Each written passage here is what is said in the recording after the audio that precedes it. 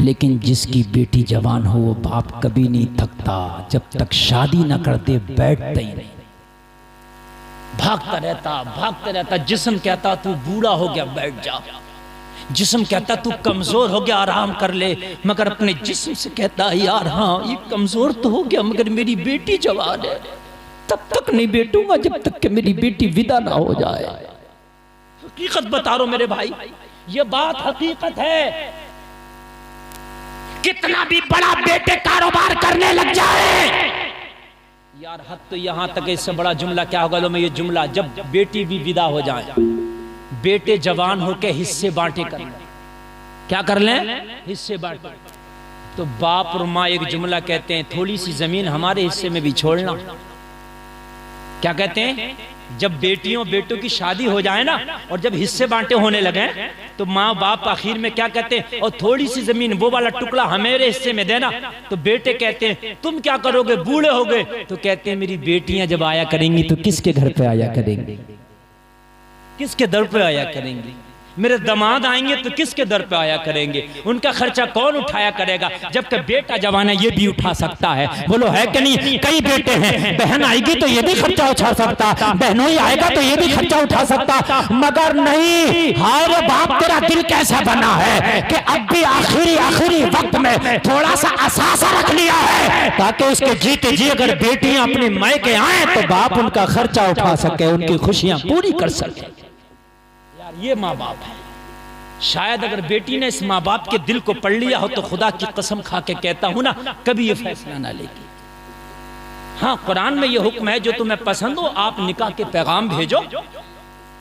अगर कोई लड़का पसंद है पैगाम भेजो, कोई लड़की पसंद है पैगाम भेजो। तरीका है किसी के जरिए पैगाम भेजो, फोन के जरिए थोड़ी ना बात करो ना, मुलाकातें नहीं, पैगाम नहीं, मिलना जुलना नहीं, किसी के जरिए पैगाम भेजो। अगर तेरे नसीब में होगा, तेरी किस्मत में होगा तो तेरा रिश्ता जुड़ जाएगा, तेरी शादी हो जाएगी। और अगर तेरे नसीब में नहीं होगा तो शादी नहीं होगी। अगर जुड़ जाए, रिश्ता हो जाए, रिश्ता भेजने पे शादी हो जाए तो रब का शुक्र करना, ना हो तो सब्र करना। बात है कि नहीं मेरे भाई, जुड़ जाए तो शुक्र करो और ना जुड़े तो सब्र करो। तकरीर लंबी हो रही है ना, सही है ना, लंबी हो गई ना, बात सही है नहीं। अरे माशाल्लाह, अरे बड़े अच्छे लोग, बहुत कामयाब जलसा। कामयाबी की जमानत यही है कि इतने वक्त में भी 3 बजने जा रहा और आपकी प्यास खत्म नहीं हुई, प्यास बाकी है ना। ये कामयाबी की दलील है। अल्लाह ताला सलामत रखे और अल्लाह ताला अमल की तौफीक अता फरमाए। मैं बात पूरी करके मैं बात खत्म करूंगा। बात वाकई हद से ज्यादा लंबी हो गई, मगर अल्लाह ताला सलामत रखे। मैं जब तकरीर करने जब बैठा नहीं था कुर्सी पे तो मुझे लग रहा था मेरी तकरीर करते करते सब भाग जाएंगे, मगर जब से तकरीर कर रहा हूं कोई हिलने को तैयार नहीं है। तो जरा हाथ उठा के बोलो ना सुभान अल्लाह।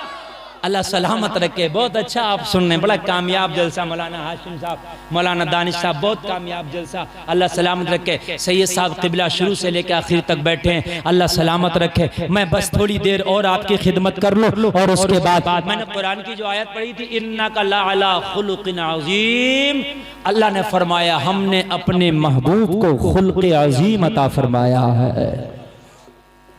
इतना अच्छा अखलाक, इतना अच्छा किरदार किसी का नहीं जितना मेरे नबी का।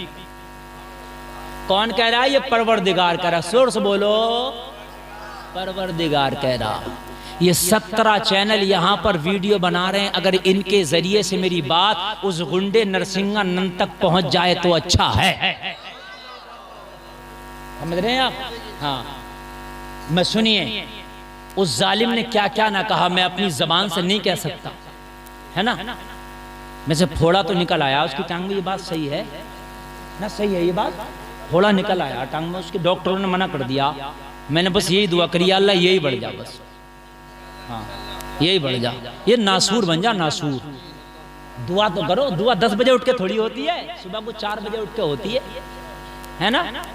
तुम 4 बजे 10 बजे उठते हो, 8 बजे उठते हो, जब सूरज निकल आता तो उठते हो, तो दुआ हो रही है क्या?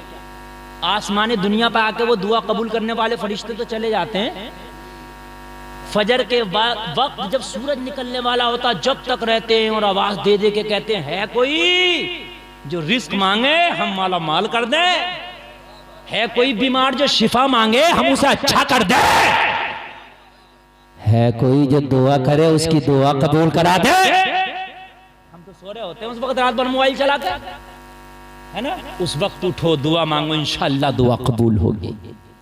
और जालिम नरसिंगा तू भी सुन ले, और नुपुर शर्मा तू भी सुन ले, और दो चार गुंडो तुम भी सुन लो, और 10 20 50 गुंडो तुम भी सुन लो। बस ज्यादा नहीं है, 100-150 लोग हैं जिन्होंने पूरे मुल्क का माहौल खराब कर रखा। ज्यादा नहीं है, बस 100-150 हैं। बाकी मुल्क में हमारे लोग बहुत अच्छे हैं, ऐसा नहीं है। हमारा भारत मुल्क बहुत अच्छा है, इसके लोग बहुत अच्छे, किसी भी मजहब के हों बहुत अच्छे। हाँ, मैंने हिंदुओं को भी नबी की नात पढ़ते देखा। कालिका प्रसाद नहीं है? उसने नबी की नात लिखी है, हुसैन की मनक़बतें लिखी हैं। मैंने सिखों को भी नबी की नात पढ़ के देखा, मैंने ईसाइयों को भी नबी की नात पढ़ते देखा।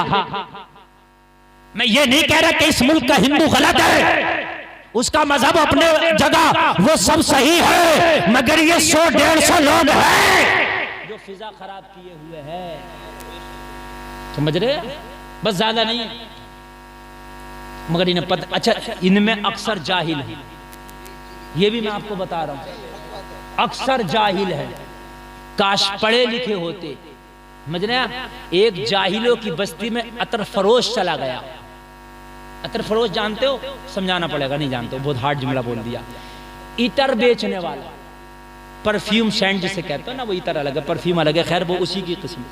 वो चला गया, इन्होंने कभी देखा तो था नहीं। वो कहा इतर ले लो, आए भाई इतर, कैसा है? बोले साहब बड़ा अच्छा है। बोला साहब दिखाओ। उसने शीशी थोड़ी सी डाली, चाट लिया। बोले यार जायका ठीक नहीं। वो गुस्से में आ गया, अब बेवकूफ हो, ये चाटने की चीज है। तो दूसरा आया निकल कर, बोला क्यों गुस्सा रहा? अरे बोला भाई गुस्से कर रहे हैं यार, इतर की पूरी शीशी लोट दी, चाट के खा गया। और कह रहा सही नहीं है। तो कह रहा ये बेवकूफ है, ऐसे खाया जाता, इसको चावलों पर डाल के खाया जाता है। समझ रहे हैं? तो वही वाला हिसाब है। अंधों की बस्ती में आईना बेचने कोई आ गया, है ना? अगर बंदर को नारियल दो तो या तो अपना सर फोड़ेगा या किसी दूसरे का फोड़ेगा, और कोई दूसरा काम नहीं करेगा। तो आज बंदरों के हाथ में नारियल आ गया, या तो अपना सर फोड़ लें या दूसरों का फोड़ लें। समझ रहे हैं?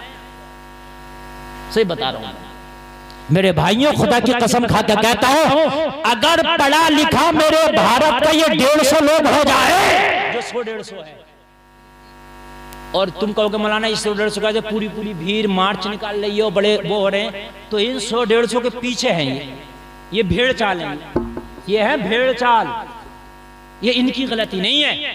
इनसे तो जो जैसा बता दे, समझा दे, एंकर जैसा पढ़ के खबर न्यूज सुना दे, पीछे पीछे हो जाते हैं। इन्हें पता तो कुछ है नहीं। समझ रहे? एक तो पता क्या करा, मैंने न्यूज पे मैंने सुना, शायद आपने भी सुना होगा, बोला ताजमहल जो है राम जी ने सीता की मोहब्बत में बनाया था।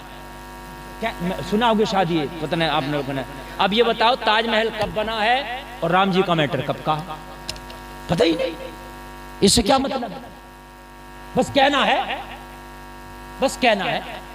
और मेरे भाई, तालीम अगर होगी तो इंशाअल्लाह कभी परेशानी नहीं होगी। आखिरी बात बता के तकरीर खत्म करूंगा।